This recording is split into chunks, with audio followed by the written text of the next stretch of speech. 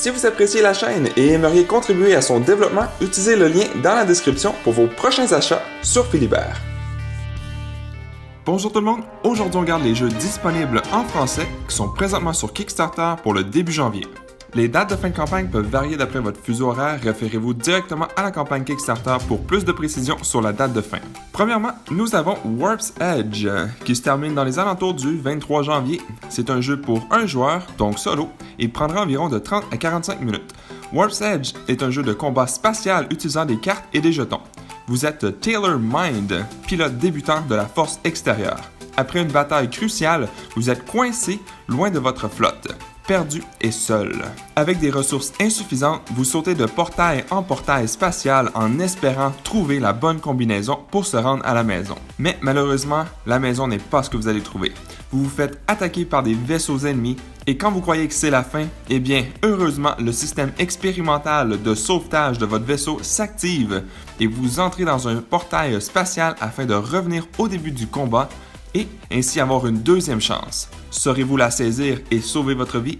Ensuite, nous avons Betwits and Between, qui se terminera dans les alentours du 24 janvier. C'est un jeu de société d'aventure stratégique pour 1 à 4 joueurs, mélangeant un folklore européen étrange avec une créativité magique et des mécanismes inspirés de l'euro. Les joueurs joueront le rôle de mythiques qui se sont aventurés sur une terre étrange pour explorer et exploiter son essence magique. Tout au long du jeu, les joueurs dévoileront l'histoire de leur mythique en utilisant le système de drafting afin d'obtenir des cartes d'exploration qui détermineront leur rencontre et leur trouvailles. Les joueurs doivent combiner intelligemment le placement des cartes avec le mouvement des personnages pour créer des combinaisons dynamiques afin d'interagir avec les êtres d'un autre monde et ainsi absorber la magie. Les joueurs s'appuient sur leur armure magique pour maintenir les sorts qui font évoluer leur mythique, avec de nouvelles capacités et de nouveaux points. Seul le mythique le plus rusé et le plus habile remportera la partie. Ensuite, nous avons Pacific Rails Inc. qui se terminera dans les alentours du 26 janvier. C'est un jeu pour 2 à 4 joueurs et prendra de 60 à 90 minutes.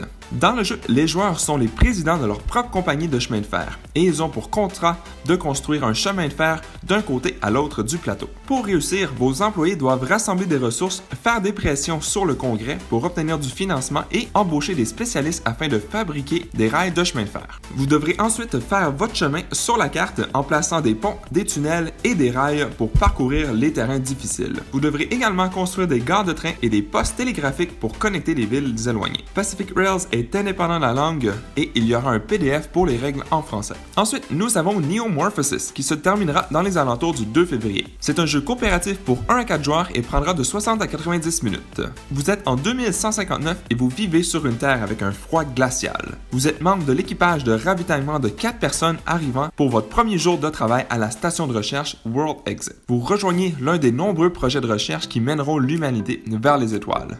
Vous essayerez donc de sauver le monde, mais pas comme vous vous y attendez. Dès votre arrivée, vous vous battrez pour votre survie contre une horde extraterrestre d'insectes terrifiantes. Les créatures folles et agressives vous attaqueront, mais elles sont tout aussi heureuses de détruire la station elle-même. Aussi, les créatures se métamorphosent rapidement en forme encore plus grande et même plus en colère. Pourrez-vous maintenir la station en bon état afin d'éviter d'être exposé à des températures extérieures mortelles inférieures à 0?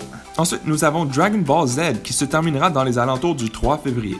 Dragon Ball Z Smash Battle The Miniature Game est un jeu de plateau de niveau débutant à intermédiaire pour 2 à 4 joueurs. Si vous aimez jouer un jeu de table de super-héros et aimeriez vous engager dans une bataille épique tour à tour sur des cartes de grille basées sur divers emplacements du scénario, alors vous serez familier avec ce concept derrière ce nouveau Dragon Ball Z.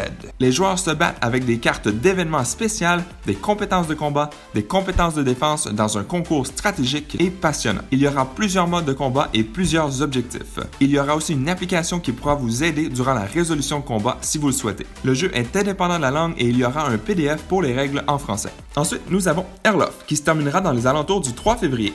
Dans ce jeu de trick-taking à 2 joueurs d'une durée d'environ 30 minutes, votre objectif sera d'être le premier joueur à atteindre 50 points ou plus et le joueur avec le plus de points gagne. Vous marquerez des points en remportant des trucs et le jeu se joue à un maximum de 10 tours. Chaque tour, vous allez distribuer 15 cartes Ensuite, vous devrez définir la carte maîtresse et prédire secrètement votre score. Les joueurs s'affronteront en présentant leurs trucs et devront ensuite révéler leurs prédictions et déterminer leur score. Par contre, certains Vikings ont des capacités spéciales qui viendront influencer les tours. Il existe également des cartes supplémentaires qui peuvent détruire tous les trucs ou ajouter d'autres incertitudes. Erlof est indépendant de la langue et aura soit une copie physique ou un PDF des règles en français. Ensuite, nous avons Moi Président, qui se terminera dans les alentours du 10 février. Ce jeu mélange deux types de jeux, un jeu de plateau stratégique pour la campagne électorale et un jeu de deck pour le débat présidentiel. Choisissez votre famille politique et parcourez les terres sauvages du Groenland pour convaincre les électeurs, mais